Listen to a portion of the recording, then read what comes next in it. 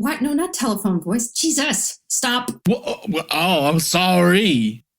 That was my sassy Southern voice. That was your Southern voice? Did you know Lauren Southern, that's actually her last name is Southern? Who's Lauren? I don't know. She's this like Canadian conspiracy theorist. Oh, really?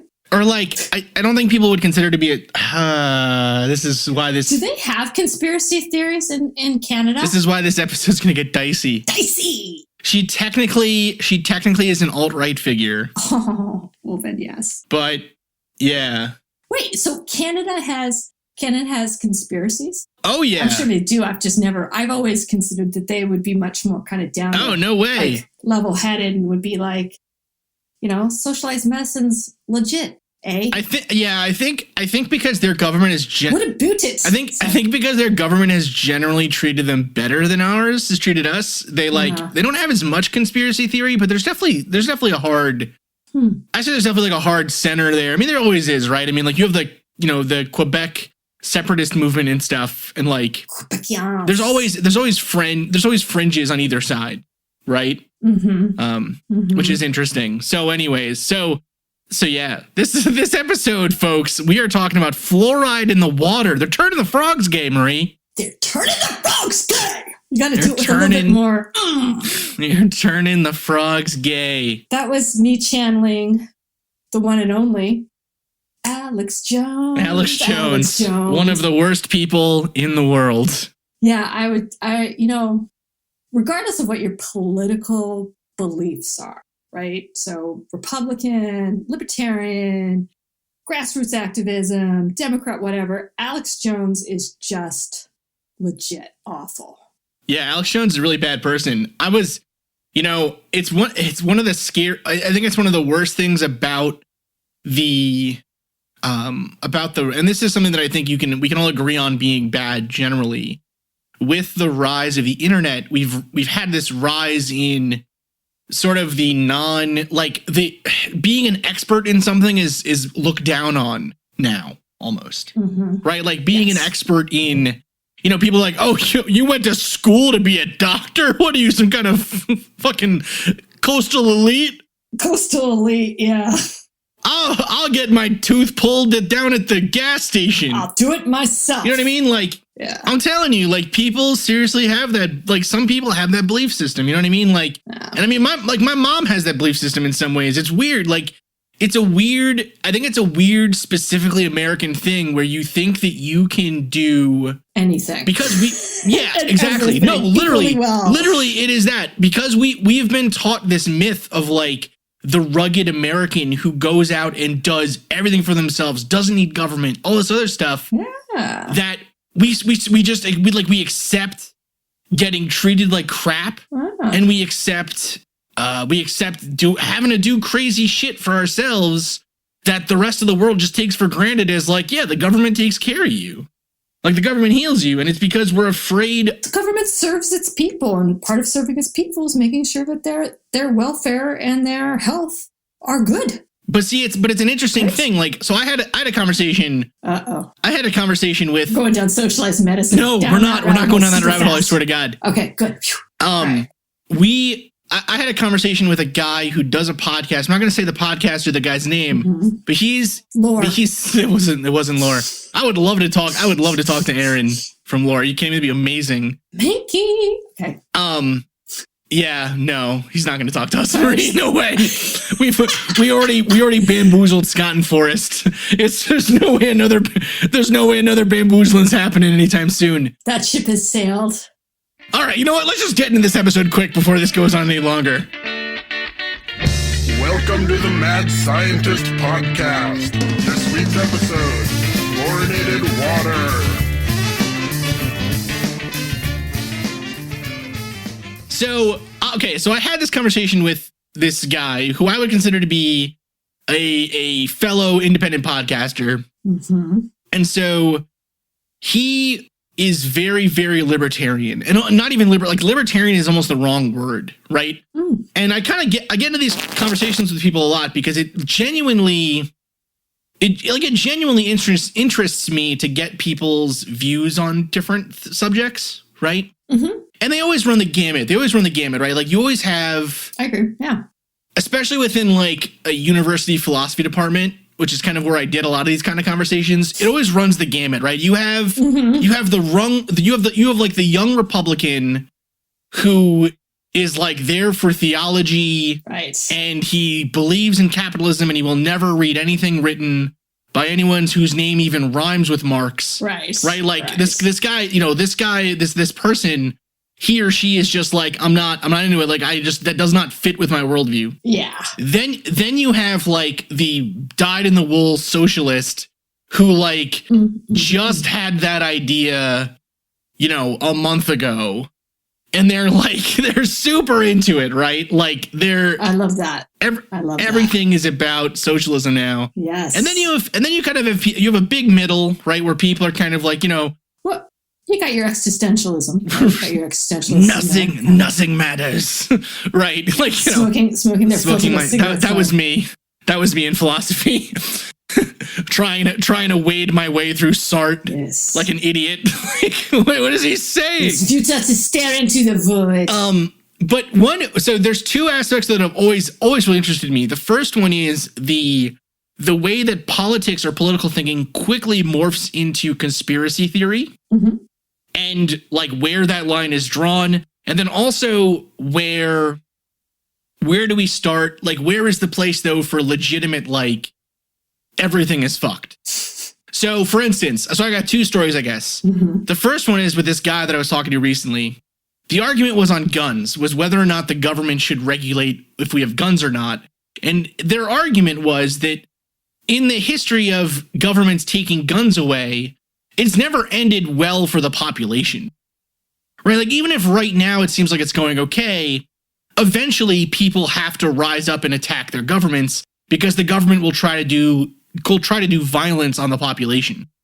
And to me, almost, and maybe this is naive of me, to me in the modern age, that is almost a nonsensical viewpoint. Well, and you have to define violence. I mean, isn't there systematic violence of, taking away your rights or making, not having access to legal representation or unfairly imprisoned or rendition? I mean, there's a lot of... Well, that's the fascinating thing.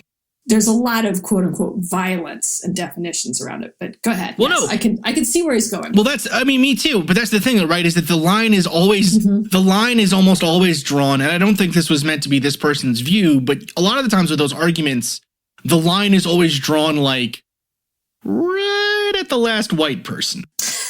Right? Like we draw it just like right at the, you know what I mean? Like right at the last white guy. So long as it's not a young black guy using a gun to rise up for his rights. Right. We consider it to be revolutionary and good, right? Yes. But whatever, that's kind of neither here nor there.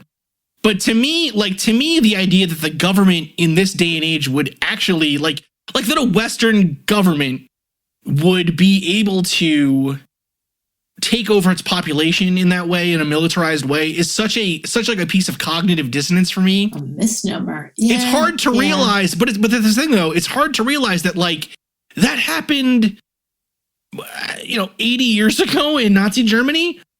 Well, I mean, like it wasn't that long ago that it actually happened. Yeah, and it still happens. It happened. Yeah. I mean, uprisings. I mean, look at it's a different dynamic, but Arab Spring. Yeah, absolutely. Like, Arab Spring was like a complete uprising and a complete upheaval that started almost innocuously with a single event or a series of smaller events that all of a sudden 2 weeks later it was almost chaos. Right. Well, not chaos, but it was definitely no longer I can't even remember the guy's name that they ousted. That's how effective it was. Oh, Gaddafi. No, it wasn't Gaddafi. Gaddafi. Arab Spring. Oh, Arab Spring was after Gaddafi. Yeah. What was the guy's name in Egypt? Yes. Oh, damn it. Never mind. I don't remember. But anyways, we will have to Google it later. That's how separated we are, Marie, from it. That like a uprising actually happened, and we're like, who was that fucking guy's name? You know, like, gone now, man. Who is his name? Gone now. Yes. But I mean, that's the thing, though, right? It's interesting to me that like that would be an area where I would almost knee jerk put conspiracy thought on the side of like the government's coming. We need to hide our guns. That to me would be like a knee jerk one where I would just be like, well, that's a crazy conspiracy theory. Mm-hmm. But then it's happened. It happens. It is happening, right? It happens today. Yeah. Yeah. I would, yeah. And then the other part of that then is that both parties or both sides are always the same. Kind of the Illuminati theory. Mm-hmm. Mm-hmm. And there's this guy I used to talk to who held this belief, and it was frustrating to no end. And this was the kind of person who like changed extreme political affiliations like every year. Right? So like so like he started living above a head shop, and so suddenly he was all about legalization and socialism. Yes. And then like he moves next door to a KFC, and suddenly he's like, super hyper vegan, and like, you know what I mean? Like just the shit comes out of nowhere. And proximity. Yeah, it's proximity. It's like what you see. But the issue for this argument though to me always was, well, if it's all controlled by one superpower or something, then isn't the logical step then to revolt, right? And that's kind of the danger that we're coming across or hitting in today's world with these conspiracy theories. Is almost the only logical, like, you know what I mean? If you hold these conspiracy beliefs, which I don't think there's any merit to any of them, if you hold these conspiracy beliefs, it's almost like, you have access to these weapons, you have access to forums where people are like basically, urging each other on, being like, well, we got to do something. And it's like, well, okay, I'll be the guy that does it then, right? Like it's not a large leap. So it's no. Yeah, I think it's especially when you're able to get disenfranchised people together, right? Yeah. In a medium that's safe and anonymous, you can incite violence that much easier.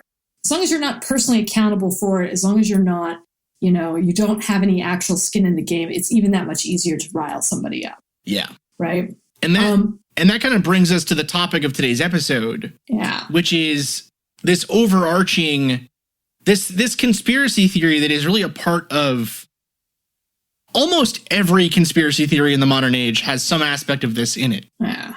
Yeah. But I think it would behoove us to really quickly define conspiracy theory. We talked about it a little bit, and we talked about sort of like how people interact with it.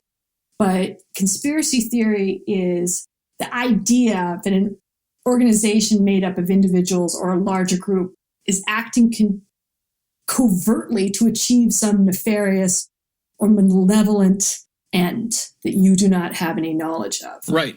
And I actually did a little reading about this today for an author who's really famous about writing about sort of how conspiracy theories take off. Author by the name of Michael Barkin said that any good conspiracy theory has 3 tenets to it. 1, nothing happens by accident. Mm-hmm. Right. So any kind of event, like you were saying, can be explained, and is there's no coincidences. Everything fits into it. 2, nothing is as it seems. So even if it's a coincidence or a seemingly random event, it has a deeper meaning that is different than what could be rationally explained by the media or even by rational thought. And then the 3rd, which is my favorite, and I swear I'm not making this up, is everything is connected. Sorry, Forrest. Which is the big one, because it has no room for accident. So pattern is everywhere. Everything is connected. So, and everything is sort of self-correlating, right? There's no exterior thought or exterior anything that can sort of permeate this conspiracy bubble. Right. And I think, one of the things that too, like, as we go on talking about fluoride, is like thinking about the type of that I almost look at this as almost like a psychological occurrence or sort of a state of mind. Like, to believe in a conspiracy theory, you really do need to suspend certain beliefs within yourself, or even like things that you were taught or how you were brought up, or even, again, some rational thought. And so what kind of, when are people the most vulnerable to understand and to buy into something like a conspiracy theory? Because there's been a few that I've heard and I've been like, I can see that. And then there's other ones that you're just like, absolutely not. That absolutely makes no sense. But there is something, again, really reassuring about it, even though it's really scary, right? It's like there's no randomness. Everything is pre-planned, and it's pre-planned by something that is much larger than you. So it's almost like this quasi-religious nature to it in some ways. Mm-hmm. But I think is really kind of scary and fascinating at the same time. Well, so it's particularly interesting because I think it has a lot of relevancy to like a scientific worldview versus a non-scientific one, almost, because if you think about, we always kind of hammer home like what makes a good hypothesis, or what makes a scientific thought versus a non-scientific one. Well, a scientific one is made, it's falsifiable. Oh, yes. Right? Mm-hmm. You do not start out with a preconceived you're not finding evidence to prove your point. You're trying to find evidence to disprove your point. Yes. Right? Or disprove a theory. If you're trying to prove something is true that you've already decided is true, you're always going to find evidence for it. Right? Yes. Absolutely. And I mean, so one thing that I find really interesting with conspiracy is, like you said, everything is connected, and so therefore nothing is just like, what's the word? Nothing is just kind of like bad planning. Right. Or nothing is incompetence. All preordained. Right. It's all part of this larger scheme. And you kind of find it, interestingly, one area where you find it a lot is on kind of some of the darker parts of Reddit, where, so when dark Reddit. Yeah. So when a certain president of a certain country says something that they take to be a mistake, like you take the guns first and then you worry about due process, the cognitive dissonance is extreme, right? Because they've already got it in their mind that this person is playing a larger game to destroy the deep state or something, right?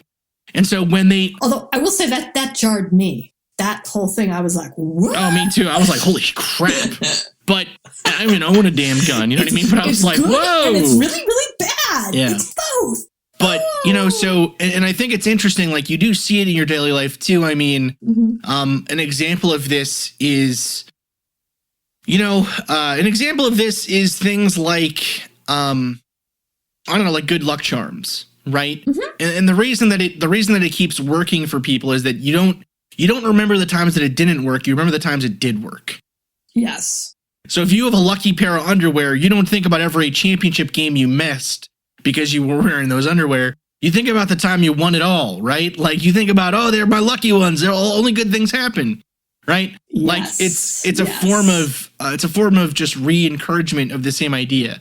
Now, okay, this idea of fluoride in water. Let's actually get into it finally. So, yes, what is the point? The point of water fluoridation. So first off, fluoride is a element. Fluorine is the element actually, and it is what is known as a halogen. And so what that means is that fluorine has 7 valence electrons, and elements want to have 8 electrons. They don't want to have 7; they want to have 8. And so the closer you get to 8, the more reactive a chemical gets, or rather, the closer or further away you get from 8, the more reactive it gets generally. So like an element with only 1 electron really wants to get rid of that electron. An element with 7 really wants to take in an extra electron. Okay. Yes. So fluorine is one of the most active elements in the universe as far as we know. And based actually at what we know about the way that elements work, fluorine will likely stay the most active non-metal that we ever find. Now, what the point of adding fluorine to water is to prevent cavities, basically. That was the original goal of water fluoridation. And so the exact mechanism is that as your teeth decay, due to acid and stuff, right? Like building up and eating away your tooth and enamel through plaque. The crystal, the hydroxyapatite, which is the enamel crystal, that starts to get eaten away. And so what you can do is you can add fluoride then to your teeth coating, and it will create fluoroapatite, which is or something like fluoroapatite, which is basically a different type of crystal that will close up those holes that are in your hydroxyapatite teeth and make them nice and strong again. That's the idea. And is there a lot? I mean, basically, the other thing too is there a lot of fluoride? Are they putting a lot of fluoride in water? Like, if I have a 1 ounce glass of water, how much fluoride is in that? It's a small amount, right? The amount of fluoride in the water is I mean, we're talking we're talking a 0.7 to 1.2 milligrams per liter. Okay. So not a lot. No. Yeah. And so the current range is the current range that's recommended is 0.7 milligrams per liter of water. Right? Mm-hmm. So that's an extremely small amount. Milligrams is millionth of a gram. Right. Okay. Right. So we're talking an extremely small amount of fluoride. Now, that being said, fluoride is actually in some parts of the world, in some parts of the country, fluoride is just a natural part of the water anyways. Mm-hmm. And it's also found in some foods. So the idea of adding, and also fluorine is now a part of toothpaste and mouthwash and everything. It's the active ingredient in toothpaste, or one of the active ingredients in toothpaste. Yeah, is a fluorine is a fluorine compound.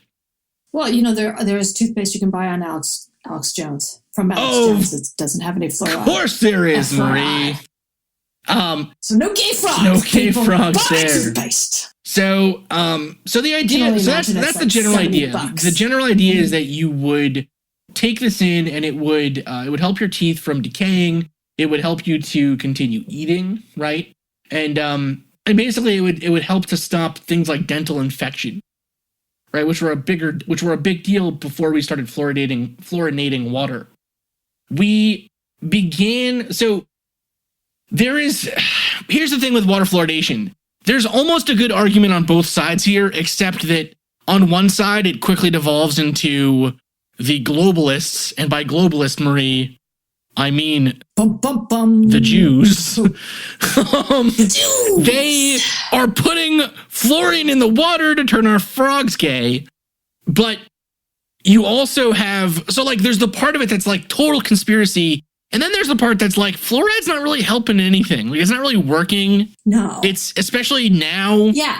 Like, there's really not a lot of reason to continue fluoridating.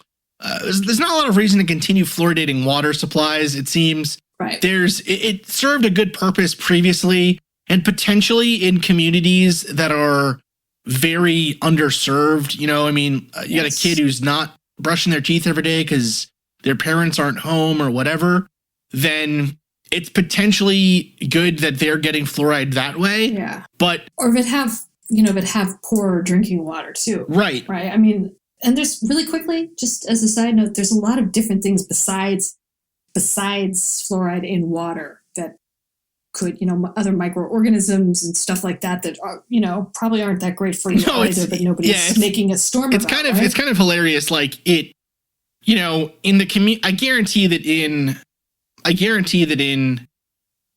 in areas that have lead contaminated water, I guarantee there's at least a couple of conspiracy theorists who are like, at least it doesn't have fluoride in it. Like, you know what I mean? It's like Flint. Yeah, Water exactly. for how many years now? Like, it's ridiculous. So the issue is ultimately that there's almost not a good reason to continue fluoridating water because it is so widely available in other forms. But at the same time, there's really not a lot of evidence that it's bad for you at all. There's basically no evidence. So the real reason that water fluoridation became such a large deal was because of conspiracy theories that involved the idea that the US government was covertly being taken over by the globalists. Now, in my opinion, I think it's borne out by the facts, the word globalist is simply a shortening and almost a cleaning up of the term globalist Jewish conspiracy. Yeah. Right. We've stopped talking about the Jewish bankers and Jewish, the Jewish lords of the universe, and we started talking about the globalist bankers. Right. Right. It's kind of, and it's the dog whistle. It is, and it's sort of it's an eye wink, right? It's like everyone knows that when you say globalist, you mean those powerful Jewish families that control the media and everything else. And anyways, the idea is that the globalists are putting these chemicals into the water. They're putting them into the air. They are controlling our minds with these chemicals through MK Ultra-like techniques for the purpose of ? So when did it start, though? Because wasn't like the first argument for the first conspiracy was that it was happening more in the 40s and communism? It was communists that were behind it, commie pinkos. So, because remember that line from Dr. Strangelove? Go say it, Marie. Oh my God, no, I don't know it. I just remember the General Ripper saying that commies the greatest threat we've fluoriding our water. Yeah, something like that. Sorry. So the idea is that, okay, so first off, fluoridation of water supplies became a official U.S. policy in the 50s. And in the 60s, it became like really widely used and started affecting everyone in the United States. So before that, it was like big cities and whatever that were getting these fluoride treatments to their water supply. But over time now, I guarantee your local water supply listener is probably fluoridated. Now, or fluorinated. I need to stop saying it wrong. Now, Fluorided. The conspiracy theory itself really has been around for some time. Last episode we talked about cholera outbreaks and water supplies, right? And how that led to the first Jon Snow began the first analysis of water as a pathway for disease to spread, right? And from that time, it became clear that we needed some control of municipal water supplies. We needed to both stop polluting water and we needed to try to clean it if we could, right? And that started up with the idea of chlorinating water, right? Adding chlorine to water or some other chemical to kill bacteria. If you remember again, we talked about the germ theory of disease and the three methods to kill these microorganisms. They were friction, they were heat, they were chemical, and they were filtration. Yeah. And so filtration and chemical treatment and heating really all work very well on water, but it just makes more sense to filter them and chemically treat them than to heat them up before they go to people's homes. And so that's really where the first idea of like municipal water treatment became utilized, right? Now, as for the conspiracy theory, probably I want to say the first real time that this was put out super clearly on the airwaves was actually the guy that came before Alex Jones, right? And this guy, which guy's that? This is Bill Cooper, Milton William Cooper. He's a really, really famous conspiracy theorist, but he believed that AIDS was a government disease, that it was created, that the government basically was controlling us through water. Yes. And municipal water supplies. And the idea being, again, like the reasons given for this are always different, but one consistent one that comes up a lot is the idea that we need to depopulate the planet. Oh, really? I heard it made you compliant. Fluoride did something to your pineal gland and therefore made you zombie-like. Well, maybe that's a more modern day version of it. What I had heard, or what I had read, not what I had heard, I guess I heard it. Tell you what I guess I heard. Yes. What I had read consistently or pretty regularly is the idea that, I guess compliance is the right word almost. If fluoride is put in the water, you're controlled in other ways, and then the government is able to eventually kill you off by either using diseases or causing you to commit suicide or just by rounding up people into camps. And that's where the idea of FEMA death camps come in. Oh my God. Right. So all of this comes from just trying to keep kids' teeth from breaking apart, because we eat too much sugar in America. Well, I'm surprised that there's not more of a conspiracy against big sugar. Well, that's the beauty about conspiracies, Marie, is that they're always really good at Probably put it on. they're always really good at like hiding the actual cause of problems almost, right? So yeah. I mean, it's an interesting question. Now, water fluoridation, it's part of a larger conspiracy set that is the Illuminati / globalist / reptilian conspiracy. Now, and whenever people hear reptilian, they think, oh my God, this is silly. And it is silly. But it again, a lot of these words, a lot of these ideas are taking the place of earlier ideas like that, for instance, Jewish immigrants would go into towns and poison the water, right? That's a very old conspiracy theory that is prevalent all over the world. And it is one that it continues today in the idea of water fluoridation being a means to control the population. Yeah. Right. Or that a witch would come into your town and give a potion to the water that would make everyone just leave her alone, right? Or control them in some way. Like the idea is that the other can come in and take away something as important as water, something that we need to live and do our work and everything else. That has been around forever.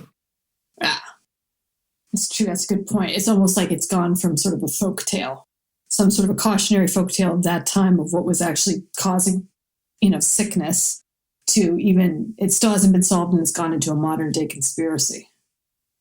This idea, I think, that water being tainted by the other or some larger conspiracy, it's around all over the place, right? So this quote is from Walter Lacker's book, The Changing Face of Anti-Semitism, From Ancient Times to the Present Day. Quote, "There were no mass attacks against Jewish poisoners after the period of the Black Death, but the accusation became part and parcel of anti-Semitic dogma and language.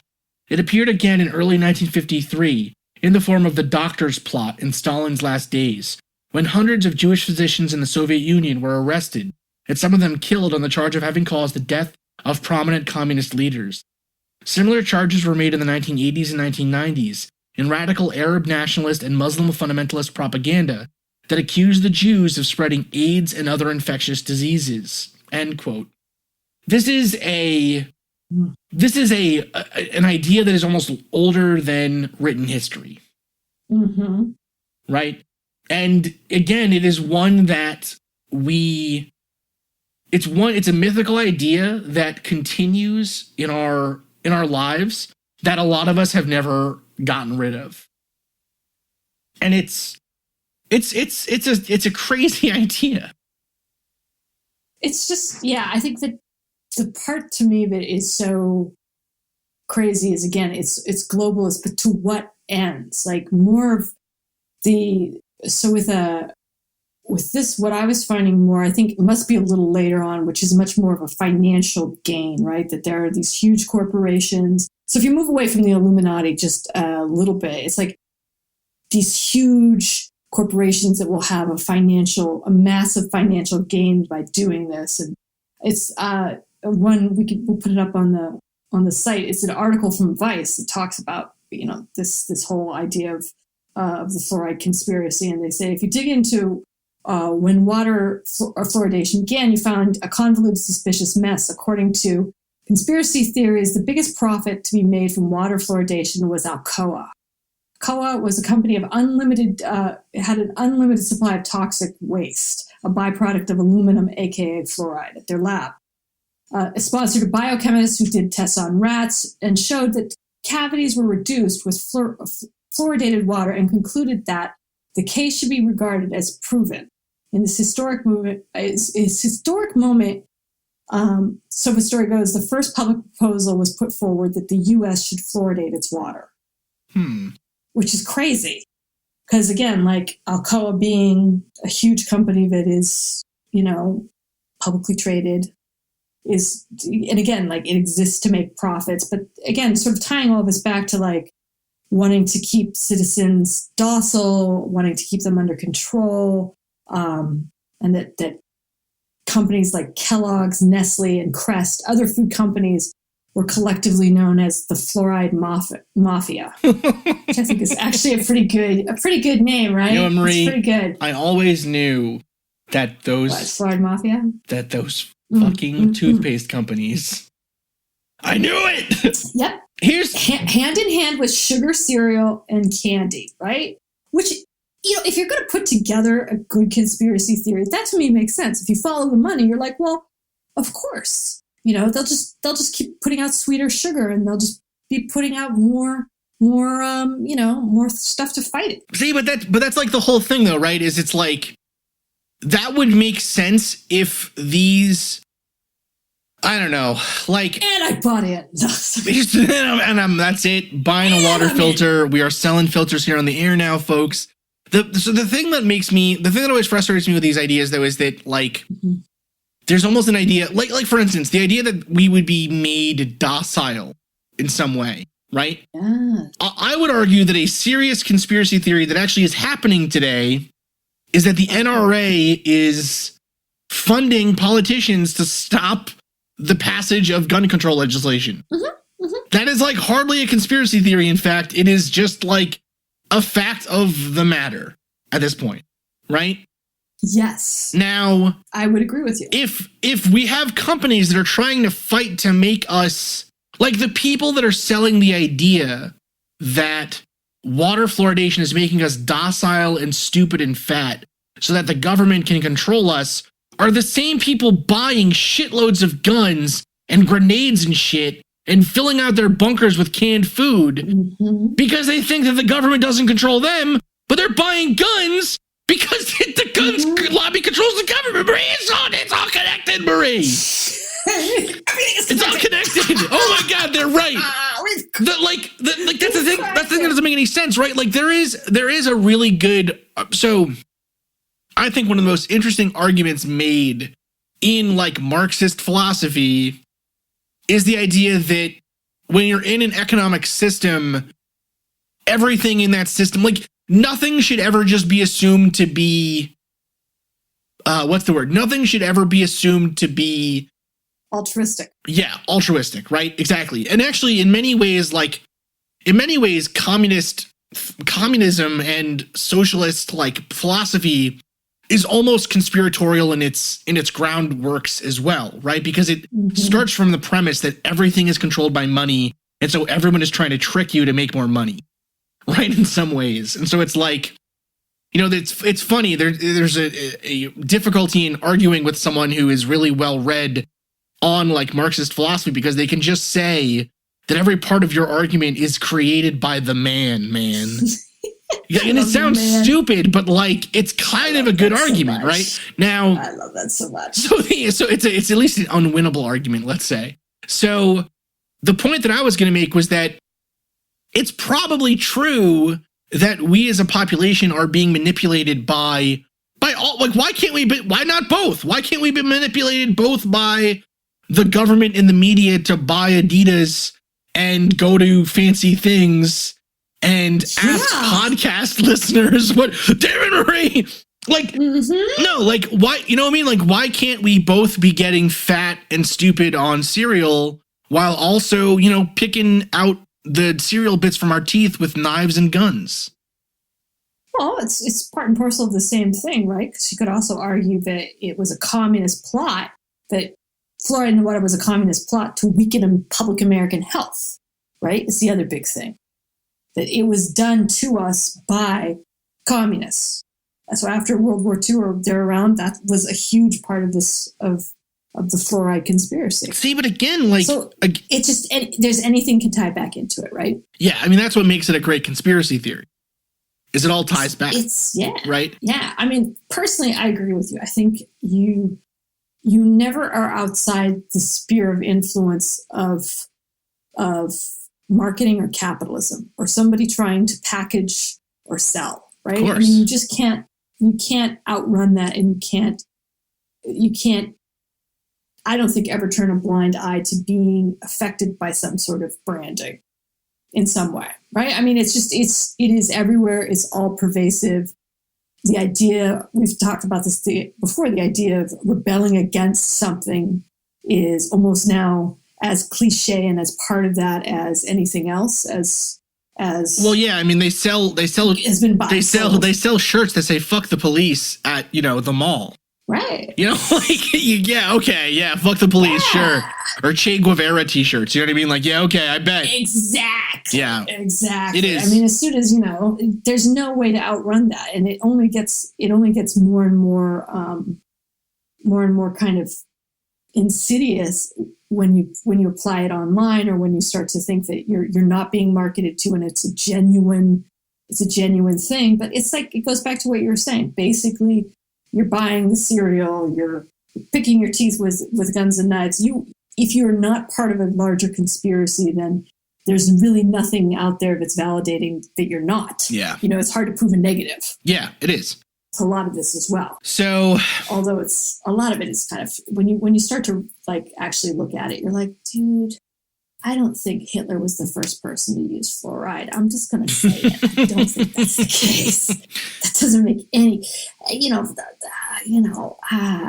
thing, I don't think so. The thing that's frustrating with some of these beliefs is that, so for instance, one argument that gets added a lot to this whole idea of fluoride is that it's bad because it's unnatural. Mm-hmm. Yeah. Right? Fluoride is bad because it's unnatural. Fluoride, and you should drink raw water. Yeah, I mean, so fluoride is naturally found in grapes, dried fruits, dried beans, cocoa powder, walnuts. It's the 13th most abundant on the Earth's surface. It is one of the most reactive ones, so it's found in a lot of different compounds. And generally, like, it's not that rare to be. It's not like they're adding cesium to your drinking water or something, right? They're plutonium. Yeah, it's not an unnatural chemical that we had to create ourselves on the planet Earth. Right. This is a naturally occurring element that's been here since we've been here, and far before us, right? Now, and you're probably getting more fluoride from other sources besides water than during the course of a given lifetime anyways, right? I mean, it's like... Now, the other thing that's interesting is that actually one issue did come up with fluoride, which is fluorosis. Okay? So fluorosis is basically like your teeth become... your teeth have too much fluoride inside of them, right? And so it can just cause different sorts of problems, right? Yes. And then primarily what it does is it just changes the way your teeth look. It doesn't really have a lot of issues, frankly. Mm-hmm. But it can make your teeth look weird. And it can also create kind of, what's the word? It doesn't cause you to have more cavities or anything. It just makes your teeth look bad, right? And your teeth can become physically damaged if it's severe, right? And basically what'll happen is that your teeth become like pitted, basically, right? Oh, okay. And so because again the fluoride is like the hydroxyapatite that is the calcium crystal that's on your teeth is being overtaken by fluoride to such an extent that big holes form, right? Yeah. Now that actually was found in water. That was found to have occurred in some people in the United States. And so the level of fluoride in the water in the United States was lowered. That's the reason that it was lowered to 0.7 milligrams per liter of water. Interesting. So actually it's been recommended that it be reduced. It has not been reduced yet, but it's been recommended to be reduced. Okay. What? So like, again, if there was a conspiracy, like if, you know what I mean? Chemtrails! I'm like, well, no, but chemtrails are part of it too, right? Like the funny thing to me with all of this is that it just all gets like, Alex Jones just eats all of it and then shits it out on his radio show and his websites and everything and on Twitter and like charges money for it. Yeah, that's the thing too. So it's what I really think it does come down to, sort of capitalism. Like if you can make money off of something, if you can make money off of fear, you will faster than you can make money off of goodwill, or that you can make money off of anything else. There's people out there that will be like, I can make myself rich making other people scared. Yeah, sounds okay. So speaking of which, really quick, I don't know if you saw this. Fluoridealert.org. I didn't see that. Did you see that? No, I didn't. So fluoridealert.org is, and I've only perused only a little of it, but it has, what I love is 50 reasons why to oppose fluoridation. Now, I'm sure that some of these are actually fact-based reasons, but some of them are a little like loosey-goosey. A little loosey-goosey on it. Like, and I don't know if, what I'm curious about is like that it's, that there's never been a randomized control trial to demonstrate fluoridation's effectiveness or safety, which I don't know if that's true or not. I feel like that may not be true. The NIH did studies. The NIH did so many studies.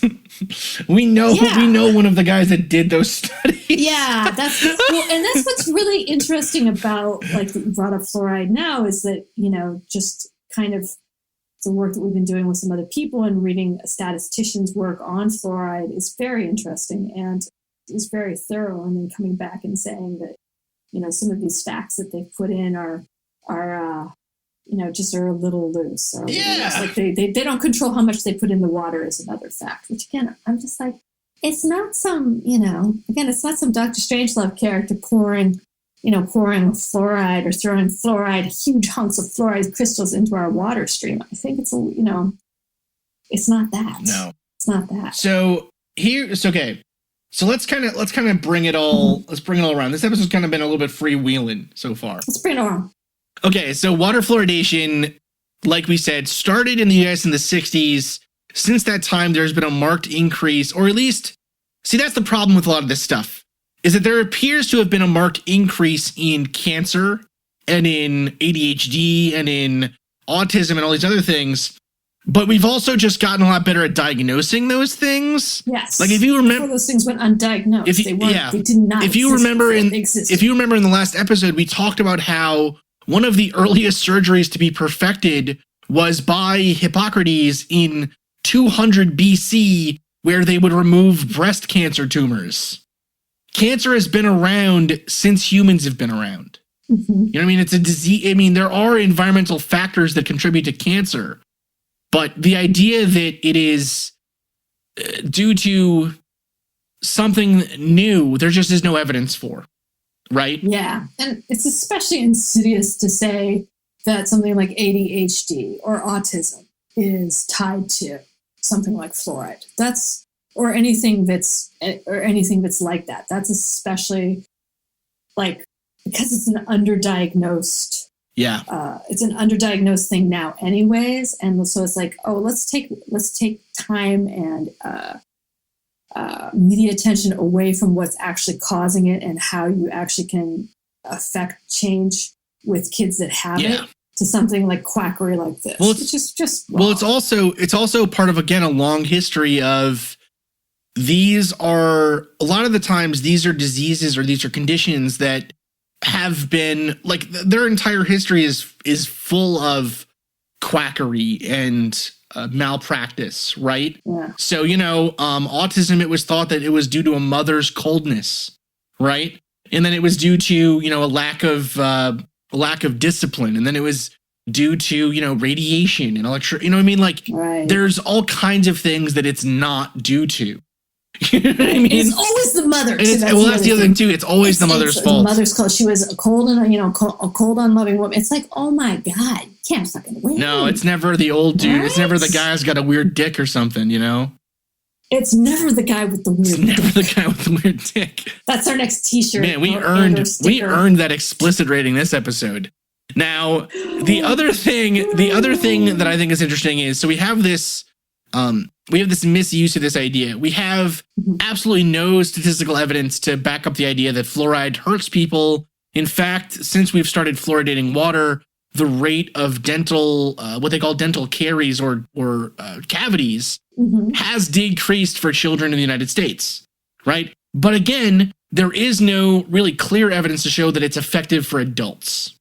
Okay, it's effective for children when you're not giving a crap about your teeth, but it may not be effective or may not show as much effect for adults who do tend to take care of their teeth when they see how much dental bills cost. Yes.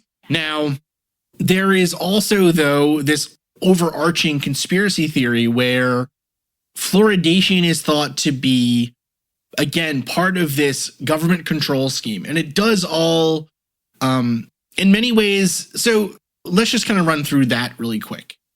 We start with the idea that there's a powerful group in the government that wants to control humanity, either for economic gain, for religious purposes or reasons. Like, their reasoning is never super clear. One of the more interesting ones for me is the idea that the aliens from Zeta Reticuli came down and said, you have to lower, or, we need your bioenergy, so you better start to kill off humans, or not.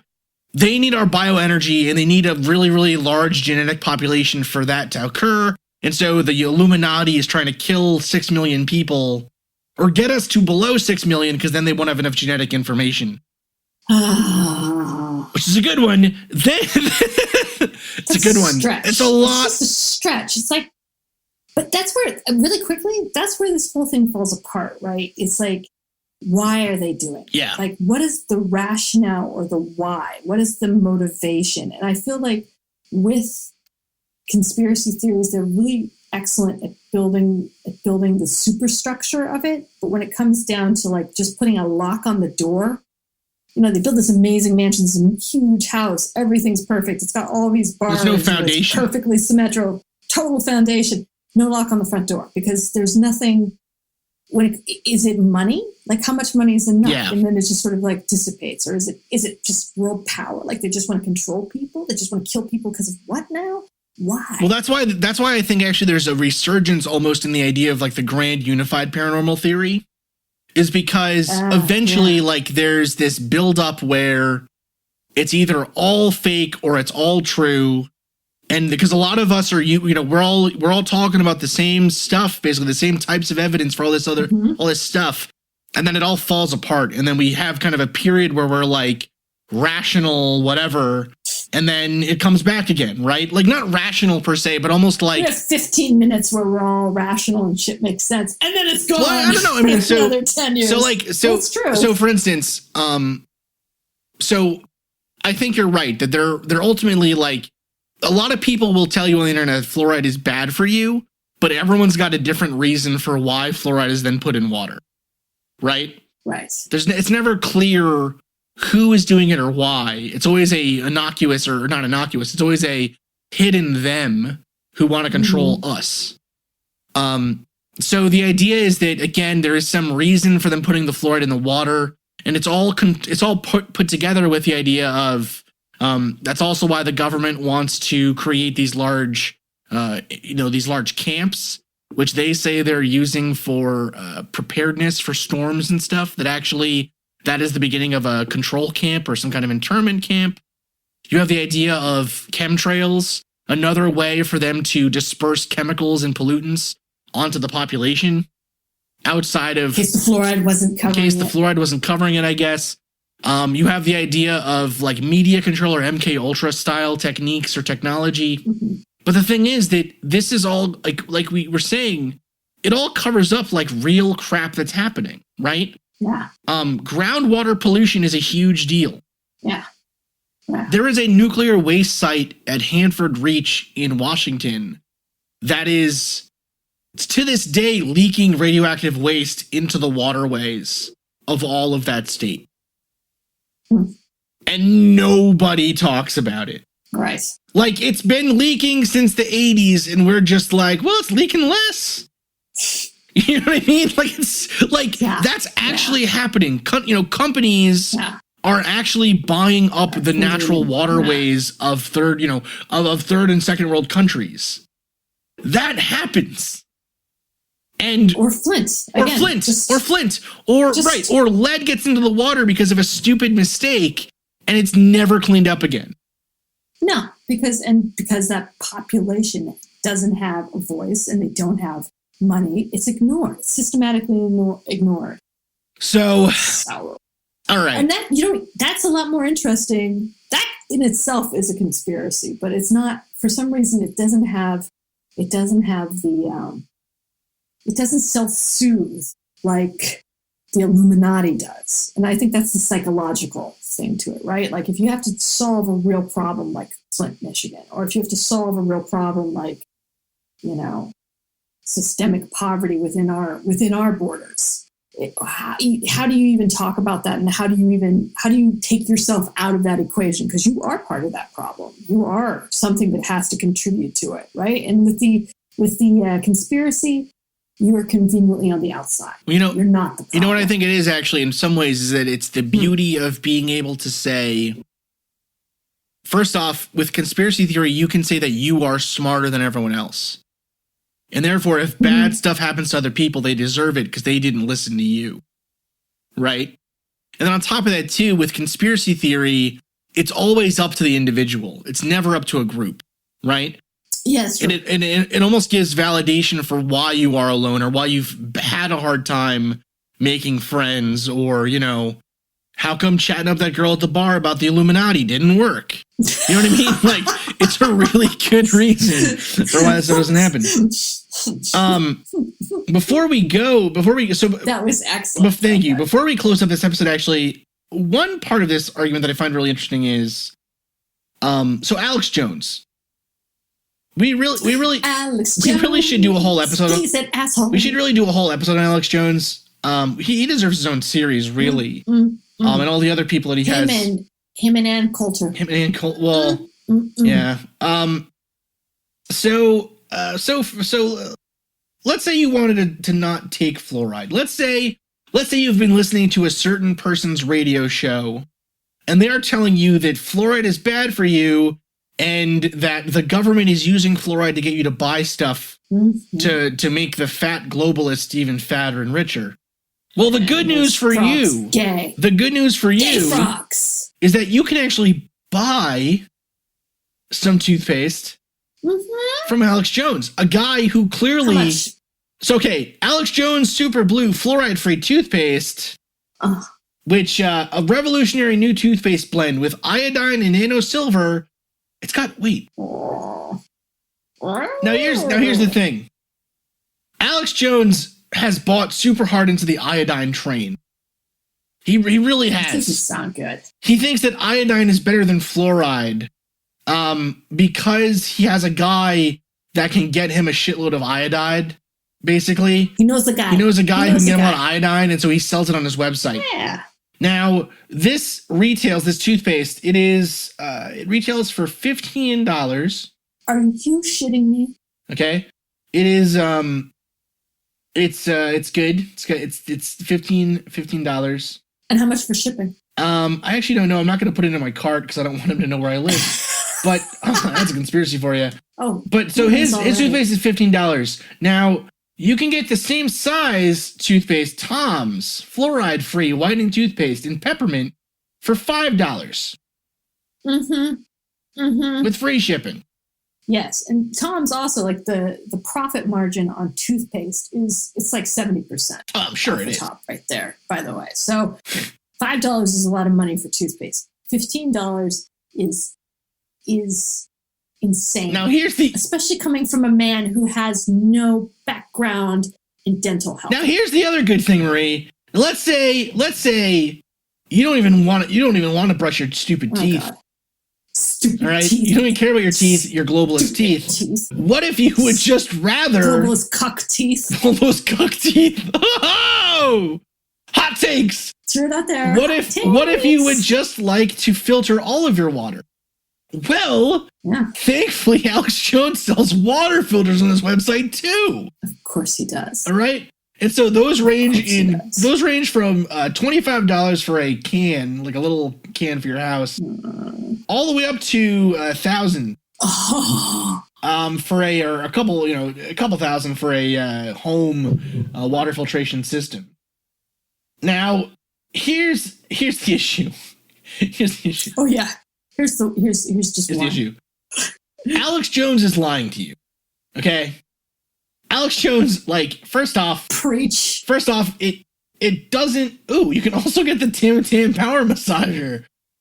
it's on the recommended page. Oh God, help me. Oh, it's got two guys hitting each other with the massager. Oh, that looks steamy. Oh my goodness. Oh boy, getting warm over here. Here's the issue with all this stuff, right? See what fluoride does. Anyone who's trying to sell you. The listeners are smart. They don't even need this. Everybody needs it, Chris. I'm telling you why. Because you are, like I said, you are constantly bombarded with people recommending things. And again, I think it's human instinct to want to listen to people, especially if they are echoing something that is your world point of view or reinforces something that feels good within your world. But you think, again, it's altruism. They're doing it because they are helping, because they are serving. Yeah.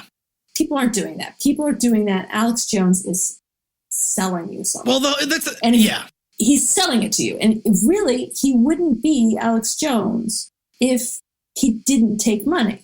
Like if I would listen to Alex Jones, if Alex Jones went an entire month babbling whatever it is, not accepting a dime from the people, then I would be like, maybe he is onto something. Maybe there is something to it. Right. So, here's the thing, right?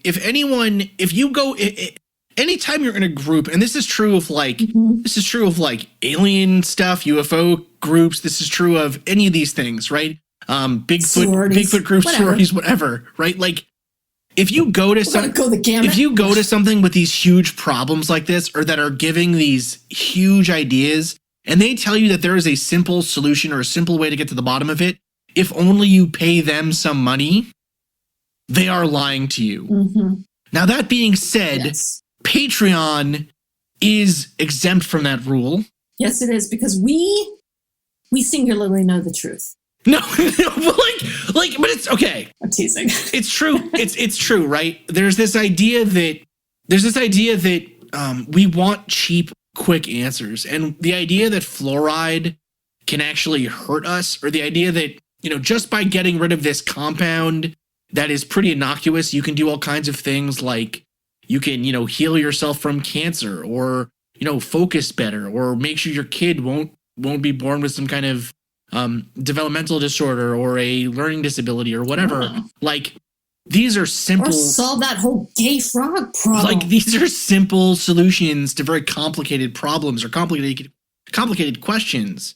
And so it becomes a larger issue, I think. And I mean, what's fascinating to me with this whole thing was, I think we went into this episode, I at least went into this episode thinking that there'd be a lot more science involved. But it's really cut and dry. There is no evidence at all that fluoride is dangerous. That's the thing. There is evidence that fluoride is dangerous, and so we are suggesting to change the amount of fluoride we put in the water because it's causing fluorosis in a small percentage of children, something like 25%. You know what I mean? That's not a small percentage, but still, it's one of those things where it's not making them into zombies. No, it's I don't know. There's so much wrong with the idea. Right. It's almost hard it's a flawed idea. It's hard to know where to begin, Marie. Well, you can start by going to Apple and giving us a review. Dear listeners. Also ignore everything we said about giving madmen and women money. Ignore all of that. Well, you're doing it in the name of science. Right. Dear listeners, we hope that you enjoyed this episode. We will be back in another week with our next episode. Marie, what do you want to do the next episode on? I don't. You know what? I think we're going to go for a grab bag and maybe just pull a topic out of a hat. I don't know. Is that what we're going to do? I don't know. We're gonna think of something really good. I legitimately cannot believe how little interesting stuff there was on fluoride. Well, it's interesting in the bigger respect, right? I think it's interesting because it really does show, when you boil it down, there's not a lot to a lot of conspiracy theories, right? It's true. And that's what's also a little bit disappointing, is you kind of want a little bit more meat on the bones. But if our listeners have a favorite conspiracy theory that they want us to talk about and look into and look up for scientific facts, tweet at us at, what's yours? Mad Scientist Pod. Mad Scientist Pod, or at Team Giant Squid, because we want to know. And if you got any good ones, or if you're out there, serving the man, keep on keeping on. Good stuff. All right. Well, dear listeners, we will be back in 1 week. Actually, Marie, I think we should do the history of the color blue. Yeah, let's do the color blue. It's going to be an awesome one. That's a good one. Really That's a good one as well. Sweet. So color blue, then tree communication, which is okay. No, it's actually a really cool episode, Marie. This one was suggested by a listener, a dear friend of the show, one of our very first supporters in many different avenues. It's going to be a great episode. So thank you, Robert, very much. We're going to start selling some toothpaste on our website. Hell yeah, we are. All right. Sweet toothpaste. As always, thank you so much for listening. Check us out on iTunes, rate us, review us. If you like the show, you can support us on Patreon. You can support us by liking us on the Facebook page, by following us on Twitter, just telling your friends. Tell your friends. All right. Thanks so much, guys.